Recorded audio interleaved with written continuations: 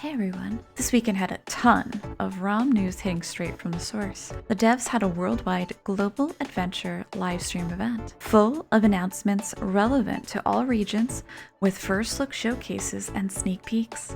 If you haven't checked it out yet, I'll be primarily going over what was revealed in the translated English version of the livestream, alongside any visuals from several livestreams and sources. And I will also be sharing links to the other versions in the description if you would prefer to view the livestream in your native language.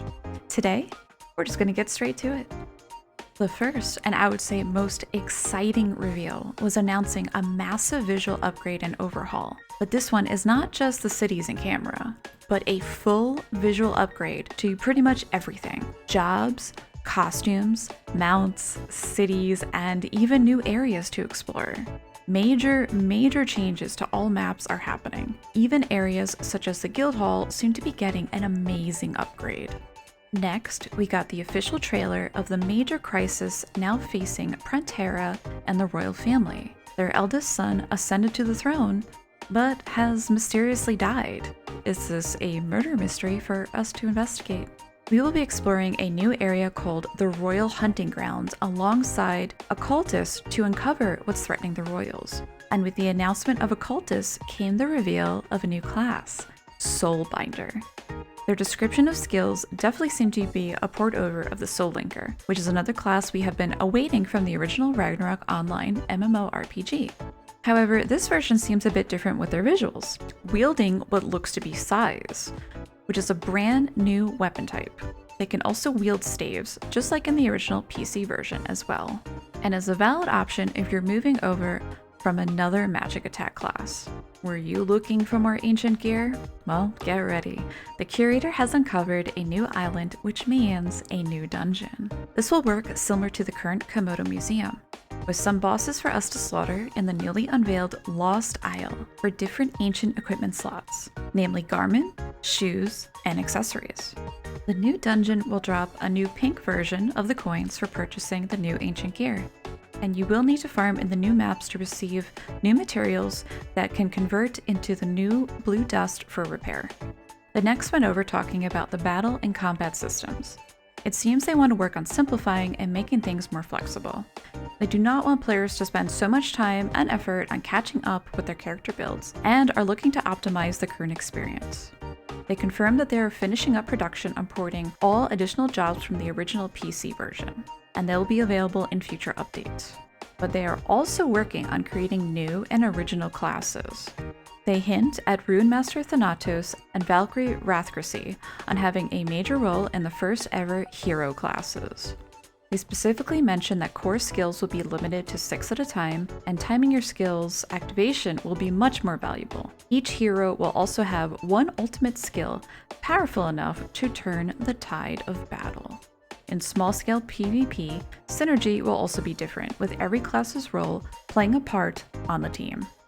Also, in regards to new classes, it was confirmed that we can look forward to 2 new collab classes next year, Monk and Gunslinger. Our only hints for these collabs so far were, and I quote, "One powers forward with his mighty iron body and soul of righteousness, and the other has paid a dear price for an incredible power." We will finally also see a repeat of previous collab classes. So if you missed out before, definitely watch out for news of when they will be back within your region on the official pages. It was also mentioned they plan to have 2 collab classes annually, which is a pretty exciting piece of news to definitely be hyped for. Continue with the battle talk, we will also be seeing what's called a value compression. As progression in the game has continued, the value of our stats and DPS numbers are increasing dramatically, and it is causing issues with understanding the numbers in large-scale battles and PvP, and also causing rendering problems.